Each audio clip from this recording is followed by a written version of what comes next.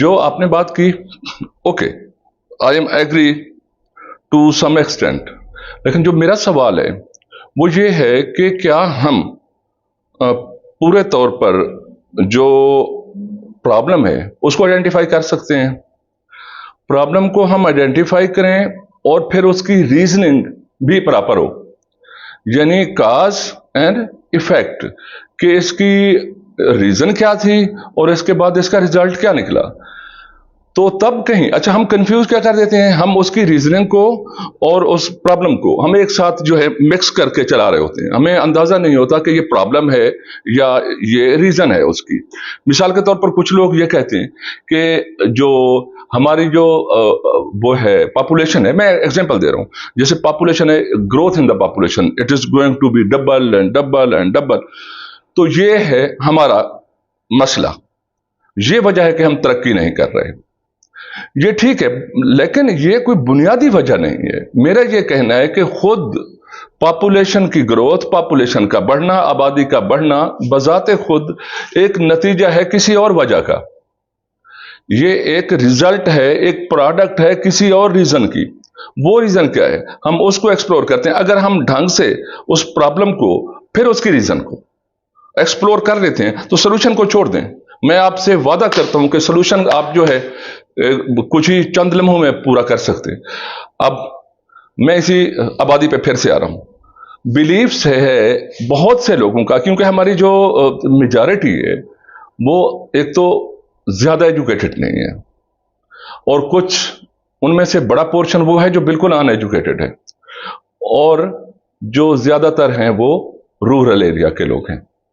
मेरा ख्याल ये है कि अभी मुझे अगर पूरी तरह से ये फैक्ट्स एंड फिगर्स याद नहीं है, लेकिन शायद अराउंड 80% हमारा, या 70 to 80% are in the rural area. अच्छा, उनके बिलीव्स क्या हैं? उनके बिलीव्स ये हैं कि हम आबादी को क्यों कंट्रोल करें, क्योंकि जब बच्चा पैदा होता है तो वो अपना रिस्क साथ लेके आता है। अब यहां पर मेरा सवाल है, यही एक सवाल उठा दे।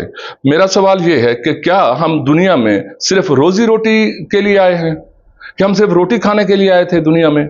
ठीक है, हम मान लेते हैं कि इसका रिस्क साथ ही आएगा और भूखा नहीं सोएगा ये, लेकिन क्या हम सिर्फ रोटी खाने के लिए आए थे? मैं कहता हूं इज्जत के साथ, बेइज्जती के साथ, मैं फर्ज कर लेता हूं कि आपको डेली खाना मिल रहा है और बड़ा इज्जत के साथ मिल रहा है, तो तब भी क्या हमारा सिर्फ यही काम था कि हम यहां पर आए और रोटी खाएं? तो अब हमने रीजन भी तलाश कर दी कि रीजन इसकी जो बैक पे है, it is one of the reason, वो है कि हमारे मिसबिलीव्स, जिनको क्लैरिफाई करने की जरूरत है। तो यूं अगर आप सिर्फ प्रॉब्लम को ढूंढ लें तो उसके साथ आपको सॉल्यूशन भी मिल जाएगा। मैं आपको बताता हूं वो कैसे। जैसे अच्छा, प्रॉब्लम ढूंढना आसान है, उसकी वजह यह है कि वो नजर आ रहे होते हैं, और जो सॉल्यूशन है वो नजर नहीं आ रहे होते, लेकिन उसके साथ होते हैं, चीजें अकेले पैदा ही नहीं होती, पेयर की सूरत में होते हैं। अगर कोई प्रॉब्लम पैदा हुआ है तो वहां पर सॉल्यूशन भी पैदा हुआ होगा। चीजें हमेशा होती ही पेयर की सूरत में, ऐसे हो ही नहीं सकता।